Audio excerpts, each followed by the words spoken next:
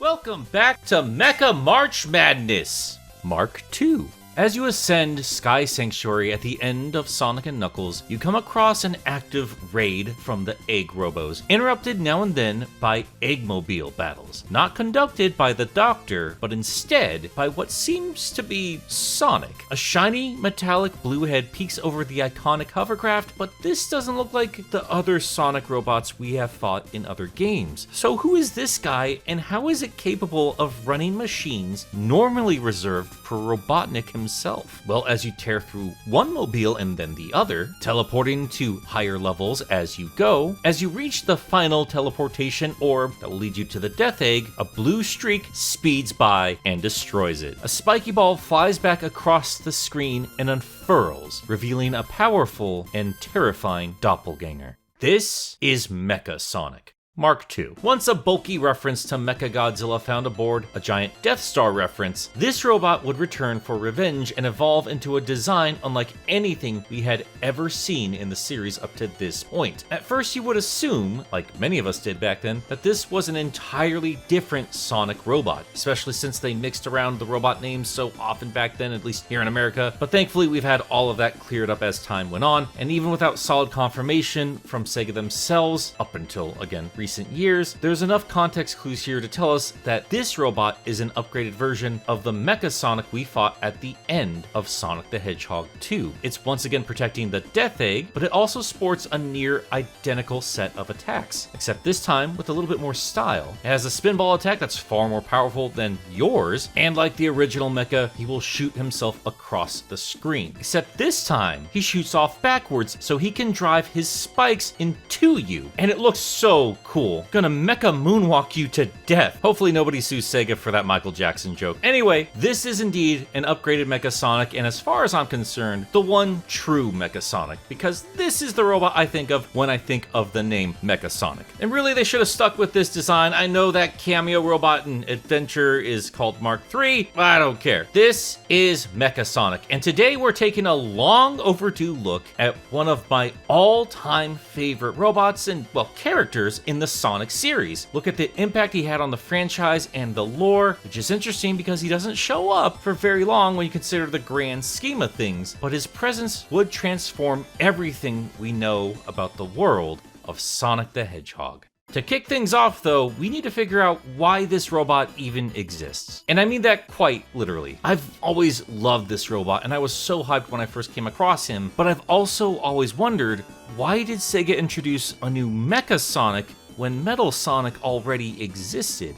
I've said it before and I'll say it again, I still believe that Metal Sonic is about as perfect of a robot counterpoint to Sonic as it comes, and clearly the fanbase and Sega themselves agreed as Metal quickly made his way into all the spin-off games and was the central problem of the OVA. We've had a lot of robot clones of Sonic in this series, but when Metal Sonic appeared it was game over. Nothing was going to touch this robot. So, why Mecha Sonic? What does this bot do that Metal can't? In terms of the fiction, just looking at it straight on, it would simply make sense that Eggman upgraded his Sonic robot until he finally landed on Metal Sonic, but now that we finally had it confirmed that Sonic CD takes place before everything that's happened on Angel Island, we no longer have that easy explanation. But when you consider that Sonic CD deals with all the wonkiness of time travel, you can have a lot of fun theory crafting the lore surrounding Metal Sonic's origins. But in the real world, Mecha Mark II was made long after they designed Metal Sonic and established that robot for the franchise. You can justify the other Sonic robots because they were all made at the same time as Metal Sonic and everyone was unaware of each other, but after that, there's really no excuse. There's little reason for Sega to not just use their super popular robot as a boss fight instead of creating an entirely new design. Yes, I know you can easily say that Eggman had created Mecha Sonic for the Death Egg before he created Metal Sonic, but the Death Egg is an insane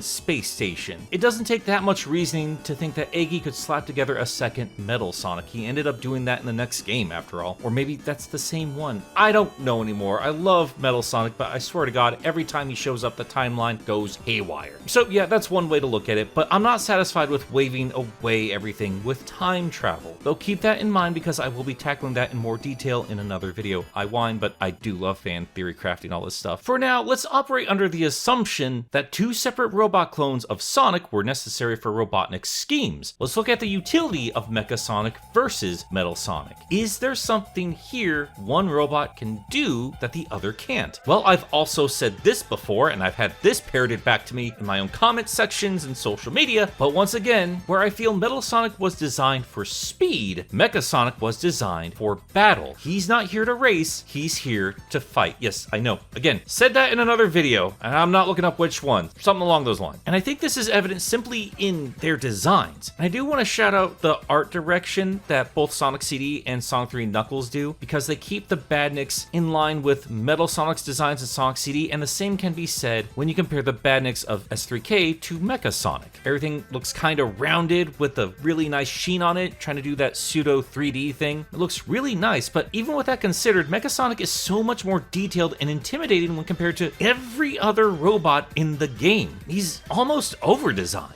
It almost looks like he was built to take on modern Sonic before Sega even knew they were going to make a modern Sonic. This robot looks like it was made to overwhelm Sonic in every way. Designed to be Sonic's superior. It's a taller, bulkier Terminator version of the Hedgehog, which is interesting when you compare that to Metal Sonic, because outside of sharing the color blue, these two robots really don't share much in the way of design when compared to each other, but you can still clearly tell that both of these robots are copies of Sonic. Now, that can be said when you compare other Sonic robots to each other, but really, Mecha and Metal are the most iconic bots of the bunch. Metal obviously takes the top spot, but Mecha Sonic here has contested Metal's throne since they brought this baddie into the fold, and I almost feel like that was intentional. While I have discussed the wild coincidence of the creation of the original Mecha Sonic and Metal Sonic at the same time, Mecha Mark II showed up on screens 2 years after the world already had Metal Sonic, and Sega was already pushing that particular robot to be the ultimate robo rival for the Hedgehog. There was simply no reason to go back to Mecha Sonic unless the dev team had something to prove. Just look how hard his design goes. Like, every part of this robot's function was taken into account, and they tried to cram it all into this sprite.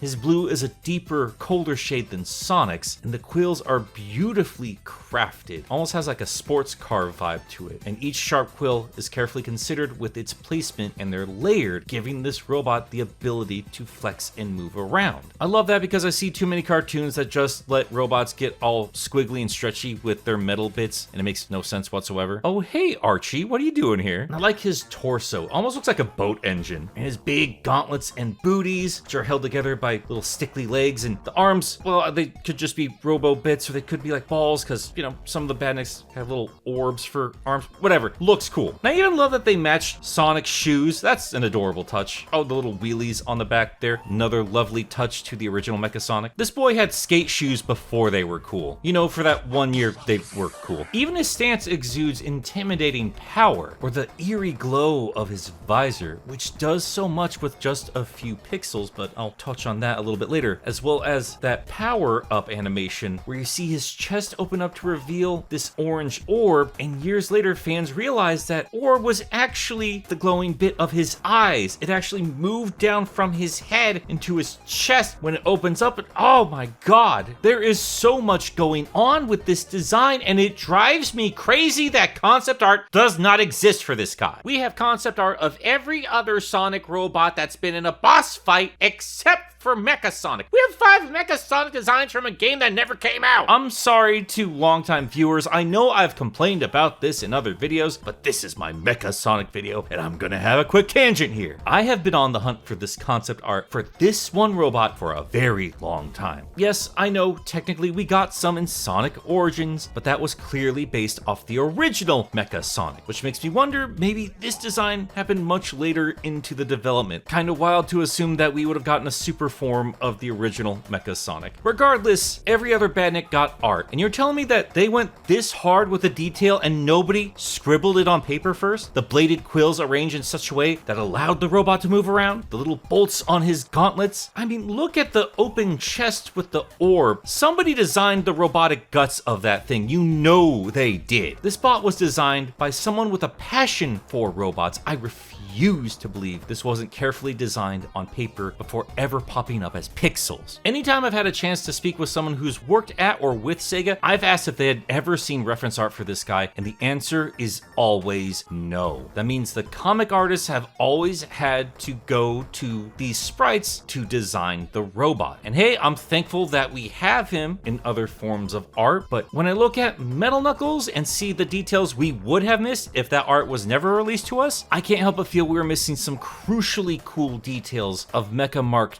II. I was gonna check on Fleetway, but Webster already did his research. He asked the artist. Even back then, that was a no-go. I did manage to track down some art in a Sonic & Knuckles strategy guide, but it's likely that this was made specifically for this book and not by Sega themselves, especially when you consider that this art has less detail than the sprite itself. I'm sorry, I just really love this design, and I would love to do a follow-up video if this community manages to track down the right people to talk to and we somehow miraculously drudge it up. Might not be out there, but who knows? Crazy things have happened after I've whined about things on this particular marathon. Anyway, as much as we love Mecha Mark I, there's really no comparison between that robot and Metal Sonic in terms of badass appeal. Mecha Mark II, however, is going above and beyond. Like, genuinely almost feels like Mecha is compensating for something. This is so needlessly intricate. It looks like they were intentionally trying to make a cooler and tougher robot than Metal Sonic. And on top of that, there are elements in this design that show how this robot could compensate for the weak points of Metal Sonic. Now, I don't know if any of that is true or not. This is all just guesswork. And in terms of game lore, well, who knows? It's whatever those guys want to make up. But since this robot was designed by a person, and that is true in both reality and the fiction of the universe, either way, there's some clear things that needed to be done to match the power of Sonic. So I'm going to take the Metal and Mecha comparison one step further.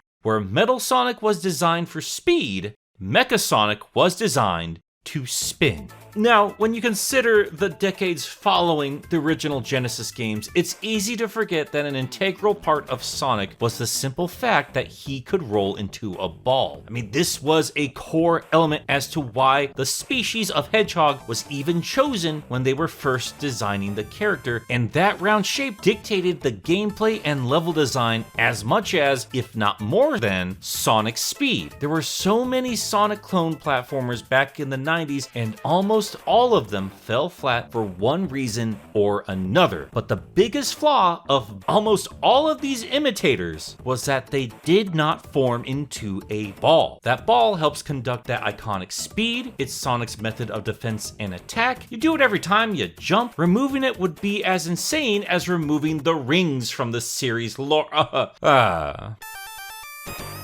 The ball, above all, is the most important element of designing a classic Sonic game. And Metal Sonic can't do it. He can't roll into a ball. Now, yes, I know, kids, Sonic Adventure 2's multiplayer, the skin in Adventure DX, yes, they added an orb to Metal's moveset in the following years. Let's be real, they added a lot of crap to Metal Sonic since his inception. But in those early years, not a spin in sight. And really, still, not a move you see often in his arsenal. Really only there out of the necessity for those few playable appearances. Not even all of them. I mean, look how he jumps in Sonic R. He looks ridiculous. It's just not what he's known for. And I'd argue it's not what he's designed for. It's easy to just turn him into a ball, but nothing in his design looks like he's made for it. You could say that Sonic himself takes some cartoonish liberties when he turns into a ball, but that's still a little bit more plausible. He is an organic, fleshy, bouncy creature. Metal Sonic is made of metal. And quite frankly, he just looks a lot cooler when he's hovering with his creepy little arms and legs sticking out. And fixating on this might seem silly until you actually think about the idea of creating a robot double of Sonic the Hedgehog. The spin attack is the most devastating move in Sonic's early day arsenal. You can run as fast as you can, but if you run into a robot, your rings will go flying. But if you roll into that same bot, they're toast. So what does Robotnik do? He creates a robot with a fall far more powerful spin. And it's clear just by looking at his design, he is meant to roll up. And when he does, there's not a thing you can do about it. As strong as Sonic's spin is, it stands no chance against Mecha Sonic. Like the real Hedgehog, you need to wait for Mecha to unfurl before he's open to attack. But if you try to match your blue balls, you're gonna lose every time. I also love the sprite of his Mecha Spinball form, the world's angriest roly-poly. No, it doesn't make a lot of sense, but again, you look at the layered quills and the complexity of his body, you know, you can assume he can finagle his bits together all Transformer style and make it work. If Samus can do it, Mecha Sonic certainly can. Oh my god, they're doing Sonic Transformer toys. How do they not have a robot Sonic? They just have like a robot Sonic, except with like the peachy part. You know what I mean. Make a Mecha Sonic Transformer, guys. Oh, rocket metal, that'd be sick. What was I talking about? Oh, right. Consider how much of this design is dedicated to Mecha's ability to form into a deadly spike ball. In my headcanon, this is why Mecha Sonic was designed, to better match the destructive ability of Sonic himself, since the Hedgehog can tear through almost every other robot Eggman throws at him. But hey, those spikes all over the levels, those slowed the Hedgehog down. So, you know, just cover a robot in spikes. Done deal. And maybe it was all of these spikes and the buzzsaw and all that crap that slowed down the first Mecha Sonic. So, Robotnik came back with a redesign, maybe using inspiration from his experience with Metal Sonic, who knows? Either way, this Mecha Sonic would be more aerodynamic. Unfortunately for the robot, he would lose those shooting spikes that made that Sonic 2 boss fight such a pain, but unlike Metal, this Mecha Sonic has no energy-based attacks, at least at first. He instead relies on the powerful mechanical body to do damage. But even more than that, Robotnik also backed Mecha Sonic with something far more dangerous. Mecha Sonic isn't just strong,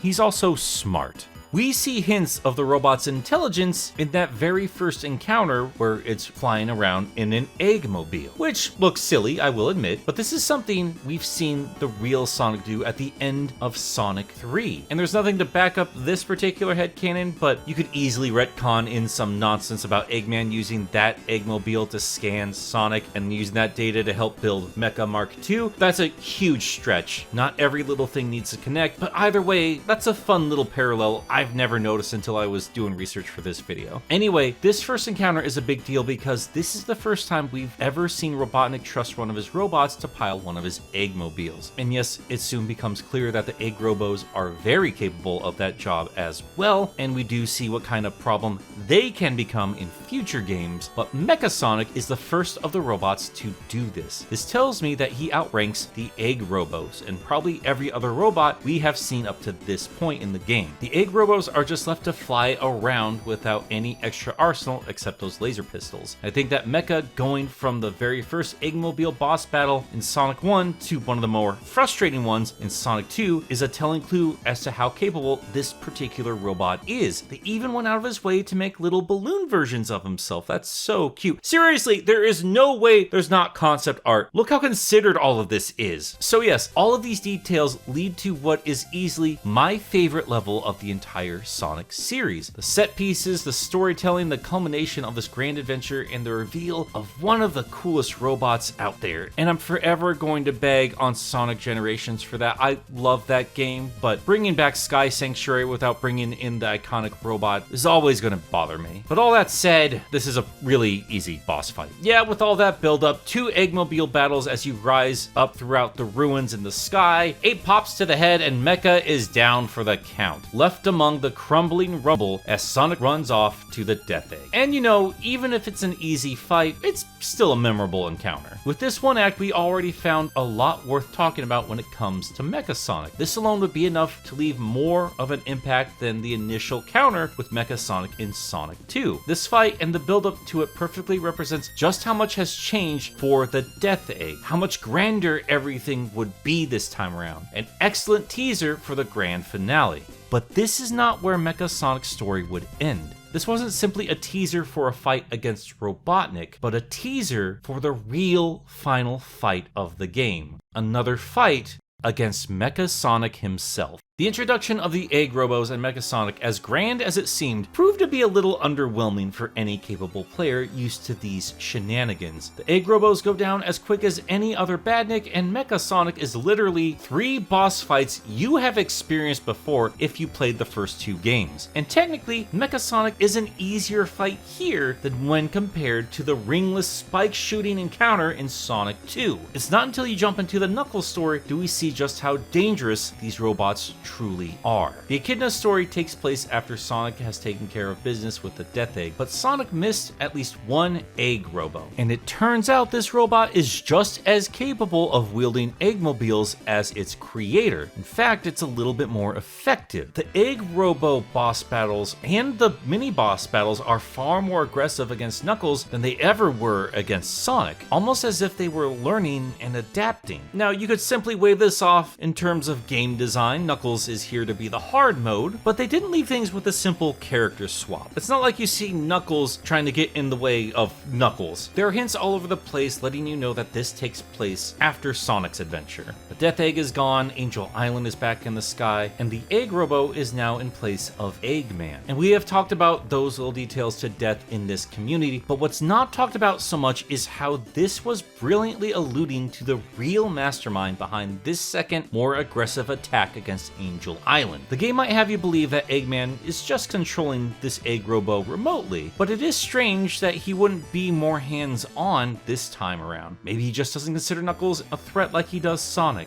But maybe, just maybe, this Egg Robo has taken it upon itself to rise up against you. I mean, there is a try again screen if you beat the game without all the emeralds, clearly showing that at least one Egg Robo survived, standing up in a pile of his broken brothers and laughing. So sure, could just be one Egg Robo attempting to take down the island all on its own, but if you remember, there was one other robot capable of driving an Eggmobile. A robot that the game goes well out of its way to show you that it didn't technically get destroyed in its encounter with Sonic, and instead just fell down little electrical sparks and fell off the screen, which you could assume is where it would meet its end, but every other robot blew up to this point, except for one.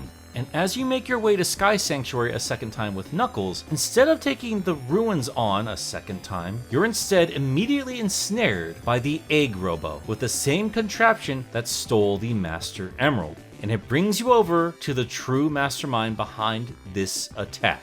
Mecha Sonic, still fully intact, uses that deadly spin attack to rip across the ruins and shoots upward with the intention of taking out the Guardian once and for all. But Knuckles gets loose just in time, and Mecha takes out the very Egg Robo that had been plaguing you this entire game. You've had to pop that stupid bot over and over and over again through this entire ordeal, and Mecha takes it out in one shot, showing you just how much danger you're truly in. But the fight, despite having that cool big arms boss theme, plays out exactly the same as it did with Sonic. Avoid that cool backward dash, the spike ball, and hit the guy in the face 8 times while he's looking cool, and down he goes. But just when you think he's down for the count again, the same track that played as you hurled through space in the Doomsday Zone kicks back in as Mecha Sonic's eyes light back up, and a few pixels fade away in a vengeful leer, and he shoots backwards again, but not towards Knuckles, but across the screen to reveal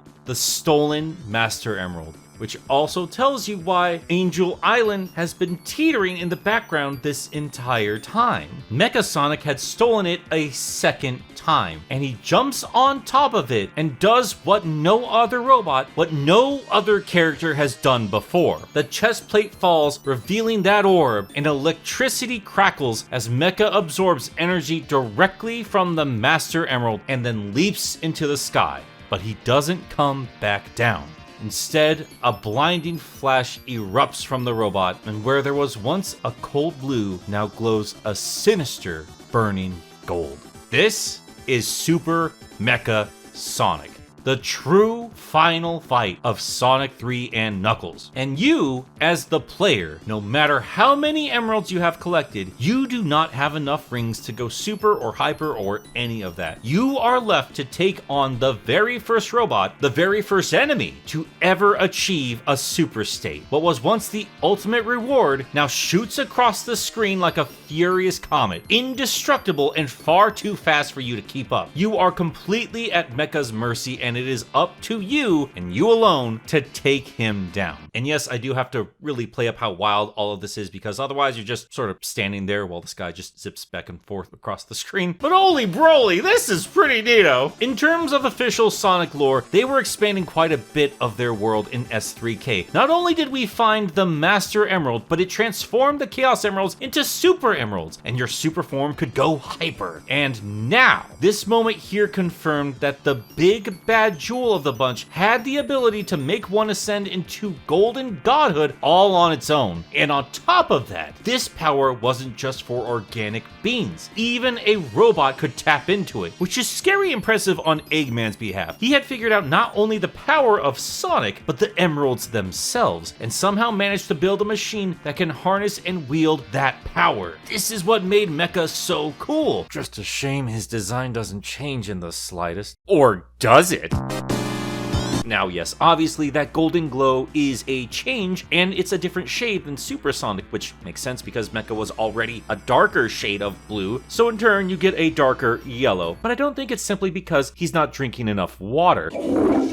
I feel this gives a more sinister, corrupted feel to the power of the emeralds. And this is another stretch here, but who knows, maybe these ideas eventually evolved into the negative Chaos Emerald energy that would bring us perfect chaos. That might not have been intentional, but if you wanted to retcon lore and storytelling, you could connect those dots if you so desired. And nothing else, I think that's a fun headcanon. But back to Super Mecha's design. Obviously, we get a couple new animations, but clearly his quills can't raise up since they are made of metal, but they still manage to give an energetic feel to it with that rocket blast. He has this huge burst of flame, or maybe it's just Chaos Emerald energy, trailing behind him as he launches across the sky, and it takes the same shape as his quills, giving the illusion that his quills are flowing with overwhelming energy like Super Sonic, and also that Mecha is spikier than he actually is, giving an overall more aggressive feel to him. I kind of like that idea, like making Super Saiyan hair flow out, but it's just energy instead of more hair. No shade to Super Saiyan 3, I love that 80s hair metal caveman kind of vibe going on there. Again, I love Metal Sonic, but that dude lost his face to a wall. And unlike Metal, Mecha got back up. And whether or not he invaded on behalf of Eggman or for his own ambitions, this robot was able to cause almost as much havoc as the Doctor himself and could wield the power of the emeralds. Lore-wise, there are some interesting implications at play here. A robot going super is a big deal, be it by Eggman's O design or Mecha's AI being so advanced that the robot potentially evolved and just figured it out on his own. Either way, still an impressive build on Eggy's part. He did use the Master Emerald in his giant Death Egg Robo, so there's no reason to think he can also upgrade a robot Sonic to wield this power as well. And it now makes sense why Mecha could shoot off energy attacks like Metal. Mecha is really and truly a copy of Sonic's offensive capabilities, spin attacks, and super forms. And it's here where he starts shooting off energy. In fact, that's really the only time you can get a hit in on this guy, when he gets a bit too cocky and starts shooting off energy in an attempt to take you out. Once he depletes his power, he's open to an attack, having to rush back to the emerald for another hit. Eventually, he changes things up, eerily hovering, occasionally losing power for a moment, dipping down and leaving him exposed again, allowing you to end the fight and see this beautiful robot explode into 1,000 little pieces, ending the threat once and for all. And like I've said in previous coverage, this fight is a brilliant bookend for the game. The adventure started off with Knuckles knocking the Super out of Super Sonic, and it ends with him knocking the Super out of Super Mecha Sonic. Not only is this showing off how cool Mecha Sonic is, but this is also a bit of redemption for Knuckles. Having been punked by Sonic at the end of Sonic's campaign, Knuckles still ends up being the one who truly ends things and shows why he is a worthy rival rival to Sonic and the guardian of Angel Island and the Master Emerald. While he did have to rely on Sonic for help, he is the one that truly does end the fight. I also like to think that maybe it was Mecha Sonic tricking Knuckles into thinking that Sonic was the threat to the island instead of just blindly believing Robotnik's lies. Now that could give a good excuse for Eggman to quickly rebuild Mecha after he crash landed on the island. Had to convince Knuckles that Sonic was a baddie, so he had a quick little robo-double run around causing all kinds of problems. Too quick for Knuckles to get a good look at, but enough to see some blue quills. I don't know, something along those lines. Lots of fun fan headcanon stuff you could do there. And it's stuff like that which makes me hope for a proper remake someday, and still very bitter that Archie was cancelled right before they were going to interpret the S3K story. This is why I want Hypersonic back. I want to see the potential of the cinematic moments play out on a grander scale than what was allowed on a Sega Genesis. But outside of the story beats that you can string together here, there was something else that Mecha does during the final moments of this fight that have always sparked my imagination. Instead of balls of energy, for the second phase of the fight, he now shoots off rings. And unlike the ones you collect, these rings will damage you. Rings are what power your super form, which makes perfect sense as a mechanic, but there is yet another connection between the emeralds and the rings. As a kid, this almost flat out confirmed to me the rings were formed from the residual energy of Chaos Emeralds. And in the next game, Knuckles Chaotix, the Japanese manual tells us that the Chaos Rings were said to be formed from remnant energy of the Master Emerald. And Eggman is now able to produce his own Dark Rings. What if he was able to do that thanks to the success that was Super Mecha Sonic? That makes Mecha a prototype on so many levels. And really, all of these amazing elements would then just be transferred over to Metal Sonic. I'm sorry, but everything that makes Neo Metal Sonic cool is because of Mecha Sonic. Call me biased, I still think Mecha did it better. You guys can keep that big super dragon boss fight super gross. Really, it's no wonder this robot made such a big deal when he showed up. Over in Archie, they would use this design as inspiration for what the real Sonic would look like if he was turned into a robot, so was considered the superior robot in early Archie days. Fleetway also showed this guy off as a fierce upgrade of Metallics, and over in the fan community, Alvin Earthworm would make sure this robot would always be remembered. I know a lot of you are waiting for me to talk about Super Mario Bros. Z in greater detail, and some of you might think that that is the corniest combination of nerd properties out there if you've never heard of it, and in a lot of ways it is. But I, like many others, thought that this Flash animation was a charming piece of fiction with the coolest fights I have ever seen on a two-dimensional plane. And at the center of all of it was Mecha Sonic. Yes, this would eventually be replaced when the series would be remade, but to a whole generation of fans, this is the character they think of when they think of Mecha Sonic. And good God, did this elevate the cool factor of this menace, showing us the real potential of a robot like this if it was taken to the absolute extreme while still staying true to the characterizations of these beloved mascots. For real, if you love this robot, and if you love these brands, do yourself a favor and track down these old animations. Notorious as the Sonic community can be, the fan projects have always elevated the Sonic franchise, and you cannot talk about Mecha Sonic without talking SMBZ. Heck, it even got a reference in the next thing we're about to talk about. After a very, very long hiatus, Mecha would return to us in IDW's Sonic miniseries, Scrapnik Island. Turns out Mecha wasn't completely destroyed after all, and would instead wash up onto an island filled with forgotten badniks. He'd be brought back online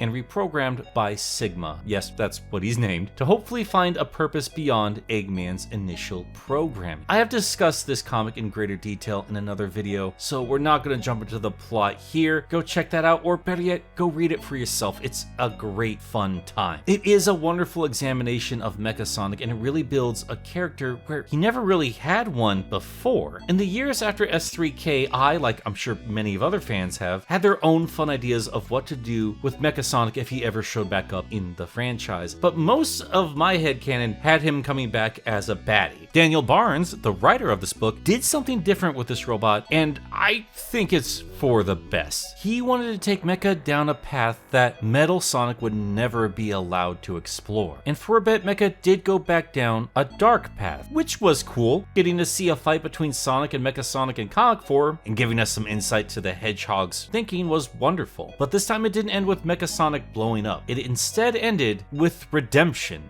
What had impressed me about Mecha Sonic in the Knuckles campaign was what the super form represented, an evolution.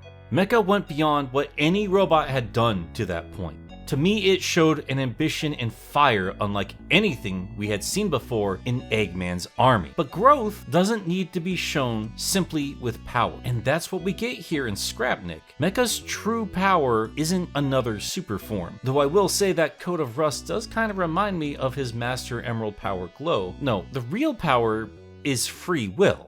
Let's again look at Metal Sonic after he was given all the cool abilities that were started off by Mecha Sonic. Metal himself would grow beyond his core programming and would become something far more powerful than ever expected. He would become Neo Metal Sonic, with his own dark ambitions of domination, with more than just the powers of Sonic, but the entire colorful cast. And yes, even eventually getting the same golden glow from the Master Emerald. But even when he was free from the shackles of Eggman, when he has all the power he could ever hope for, far beyond the abilities of the creature he was made to copy, he is still forever trapped with his obsession with Sonic. All that power and all he can think to do is attempt to once again take down the real Hedgehog, mutating into a hideous mess of metal, the same out-of-control disaster that was Perfect Chaos, who yes, he also has the biodata of as well. He has the power of a god. This is Metal at his most powerful, but he's still trapped by the programming given to him by Eggman, still obsessed with beating Sonic, still obsessed with trying to prove that he is the one only true Sonic, locked by digital denial and screaming out his insecurities. And all that leads him to just being beaten once again by Sonic the Hedgehog, and back under the thumb of his creator, forever trapped running a race he will never win. Mecha Sonic, however, was given a second chance, and with that he chose a different path, a different destiny, choosing instead to stop fighting and instead build a new life for himself and for those he now considers his family, driven by compassion and empathy. And now, ironically enough, choosing to make his own identity and live his own life has made him more like Sonic than ever before.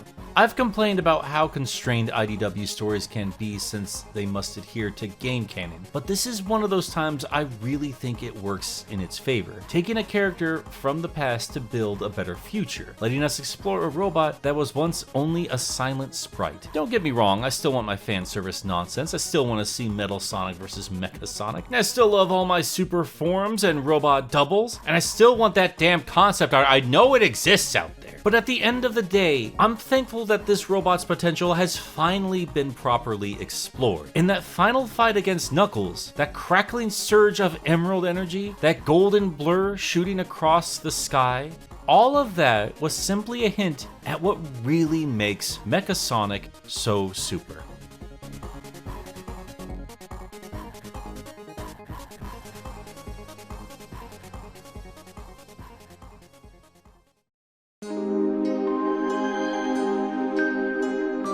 Before we go, I can't leave things without giving a huge thank you to the amazing supporters over on Patreon. This could not be done without you guys. I know I can be a little bit disorganized, but your support and patience has always been incredible, and I sincerely cannot thank you guys enough. But of course, need to give an extra special shout out to these fine folks here: Kyle Winter, Cirrus the Skeptic, Josh Strider, Trey Nobles, Hatsworth, Tiny Jericho, Ginger Bob, Jack of All Spades, Tristan Trapp, Meekers, Bo Bennings, Quote Resident Fanboy, Miles the Prower, Singer J199, Sam Webster, Fishflop, Lucas Lipker, The Bad Pal, Jonathan Dobbs, Chad, and Mr. SP, Cecil the Glade, The Dark Neon, Stefan Plakanica, 3 Monic, Graham J. Hall, Lenny X, Wayne Is Boss, David 27 Covers, Trash Baphomet, Enerjack 5, Grayson Coniger, Xerxes the Renegade Jin, Ken K, Ven 101, Sindarin 7, Banui, Twilord, Crimson Thompson Rose, Roxas the Cat, Godzilla, Makuta of Salt, Gleam the Anomaly, Alexander Watson, Neil Gampa, Conan Kudo, the Lex the most powerful ship in the 2 universes, Kaido Prower, Spearmint, Hey Nick, why did I find 10 gigs of Metal Sonic X Robo Sally on your computer? Who's Robo Sally? You mean Mecha Sally? Get it together. Omega Man 21, Penn Adelaide, Daza S, Amu is not beating the Tails allegations, just another evil robot clone seeking revenge, Gob, the RSI, Thickle Knocker,